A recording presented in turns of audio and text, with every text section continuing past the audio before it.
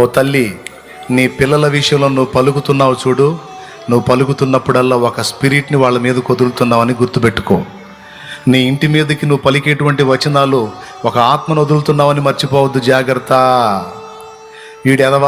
ఈడెదవా మామూలు ఎదవ కాదు, నెంబర్ 1 ఎదవ, పనికిమాలోడు, వీడొట్టి అట్ట అంటోడు, వీడిట్ట అంటోడు, ఒక స్పిరిట్ని వాడి మీదకి పంపుతున్నావు నువ్వు. ఓ అక్కయ్, ఇనక్కాయ్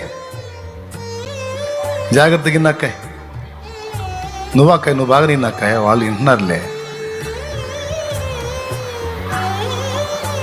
ఈ అమ్మాయి ఇలాంటిది, ఈ అమ్మాయి అలాంటిది, పనికి మాలింది, పిచ్చి పిచ్చి మాటలన్నీ మాట్లాడుతూ ఉంటారు. నేను వినంగా ఆ మాటలు మాట్లాడితే కోపం నాకు. వాళ్ళ ముందు అనను కానీ వాళ్ళు పక్కకు పోయినాక చెబుతా, దరిద్ర మాటలు తప్ప మంచి మాటలు రావు నీకు నోటికని.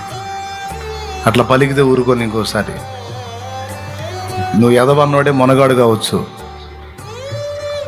నువ్వు పనికి మాలినోడు అన్నదే రేపు నీకు ఆధారం కావచ్చు, జాగ్రత్త.